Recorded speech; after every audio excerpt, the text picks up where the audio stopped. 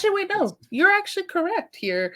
It is still Copa America, but it's the Spanish broadcast for Copa America and the Mexico game. I want you guys just to hear this for a little bit. Okay, we're sharing that one? That's there?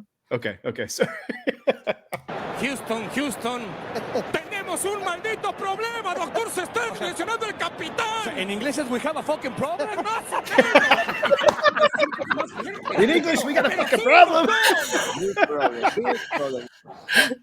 Big problem. Problema, doctor. Se está lesionando el capitán. En inglés es we have a fucking problem. Bueno, eso es un poco más fuerte. Pero sí, doctor. Big problem. Houston. Oh man, that's awesome. Wow. It's funny because they were actually playing in Houston. There, right? Yeah. He said Houston. Yeah. I was saying Houston. We have a problem in Spanish, but because the game was being played in Houston, but then the guy was like at it. Oh God, we have a fucking problem, and that was on national television. I love it. Let's get more F-bombs. I mean, there's a lot of content that is outpacing standard televisions for viewership that say the F-bomb. Like people are choosing it. Let's just say what it is, and let's start allowing it. If people don't like it, then they're not going to watch it. But yeah, I'm all for it. What about you, Josh? Do you got any fucks to give on this one? Shout out to Safe Harbor Hours. If you know, you know. I listened in class about that. Josh is like, I got a broadcasting degree. Minor, but whatever. Who's counting? Yeah, it's the type of hours where you can and can't say the 7 bad words on the radio. Safe Harbor Hours is afterwards. You can cuss all you want. That's why like FX and stuff after a certain time frame can start cussing up a storm and doing some very graphic type of things. Or Spike TV in the afternoon. Star Wipe. LeVar Burton. Oh, wait, Reading Rainbow? Yeah, it's from The More You Know. I remember that. It was also NBC. Well, The More You Know was a general, but yeah. Right, but I always remember that was it's like it was in my coherent memory or whatever I said last week. My conscious memory. Consciousness of memory. My consciousness of memory. That Star Wipe and Reading Rainbow went together. We still got to clip that out. Yeah. Well, anyways, if you guys want to see that, you can take a look. It's in a fucking book. Reading Rainbow, y'all. But yeah, do you want to jump back to U.S. men's versus Bolivia? Yes, U.S. men's versus Bolivia. As stated before, U.S. beat Bolivia 2-0. So good. Let's do it.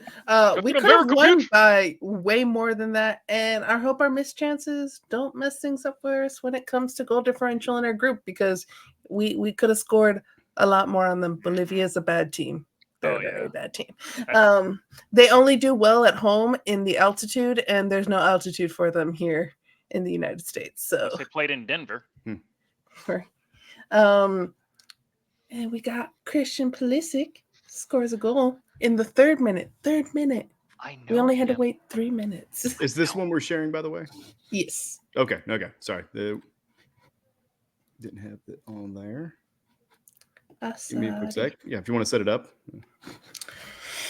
Yeah, we got a goal from Christian, and then after that, we're going to see the second goal, which was from Folarin Balogun, which he was the striker who he could have played for England, he could have played for Nigeria, but he chose the country of his birth. Was he in this country for a long time after he was born? No, but that's not what we're focusing on. Yeah. Twitter's hating me right now, which is cool. There we go. All right. Sorry about the technical difficulties, everybody. Back at home. Here we go. Right. De aquí con el árbitro de que había sido el futbolista estadounidense el último en tocar la pelota. ¡Puli que le puede pegar! I'm going to clip that out. Okay. Let's go. Yeah. And sorry for the distortion. Twitter is being Twitter right now. The Spanish broadcast is so much more fun. You get the long goal calls. You get the we have a fucking problem.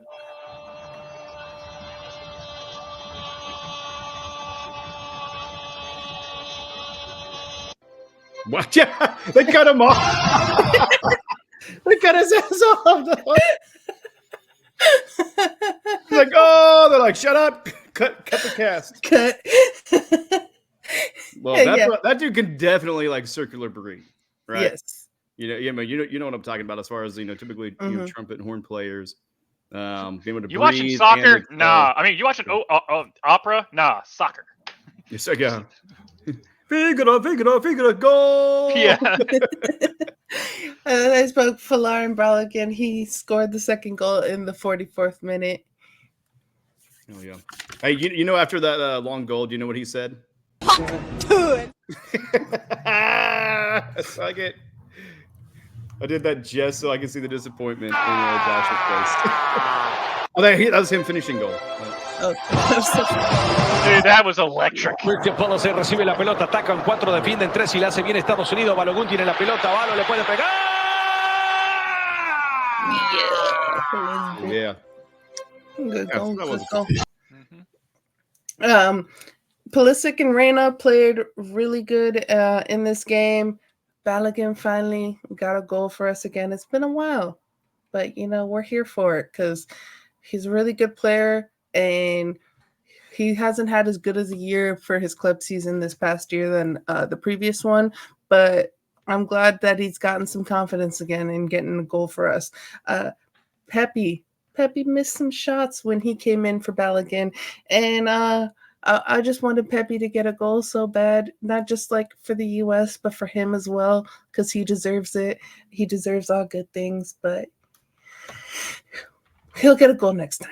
Mm-hmm. Is what's his last name? Lepew? No, his last name is Pepe. His first name is Ricardo.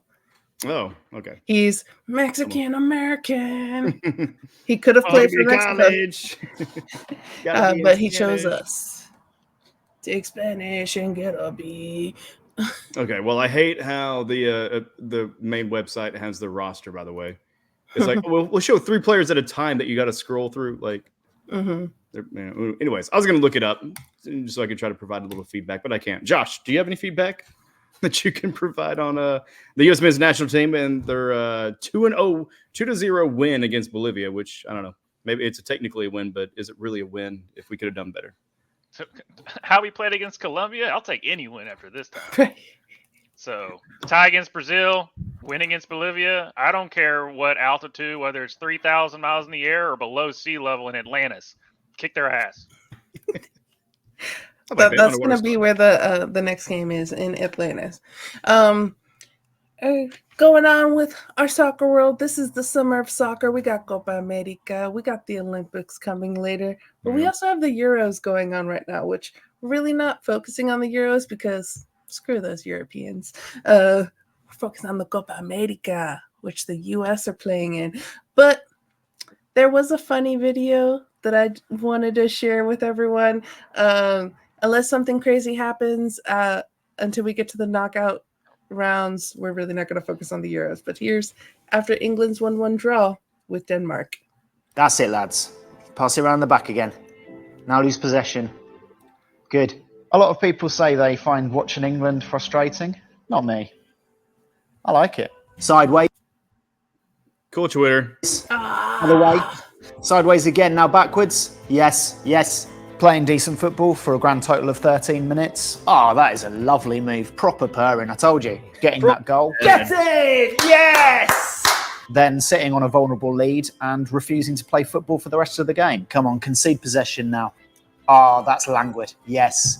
Right, let's give them a few corners while Jordan Pickford shouts at the defenders for being I particularly like it when a player who's lit up the Premier League all season suddenly looks like they've never seen a football before. Here's Foden. Foden misplaced the pass. Misplaced the pass. Good.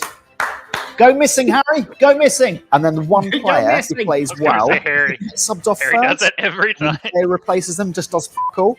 That's really the icing on the cake for me. Saka's the key to this. You know, he's going off. He's going off. Yeah, no, good decision. Yeah, I thought that's it. I thought it was spelled S-A-K. With the talent and riches at our disposal, yeah, I'd love to be bossing every game. But do you know what's better? Yourself into a semi-coma with seconds to go, and that's over. Yep, good. Great way to spend an evening, that. Excellent. Yeah, I bet France are terrified. It's coming home all right. Oh my god, that is so good. His description about playing really good in the Premier League and then sucking for your actual national team. Harry Kane gets that shit all the time. Oh my god. Because he's so good in the Premier League and basically carrying Tottenham half the now, time. but now Bundesliga with Bayern.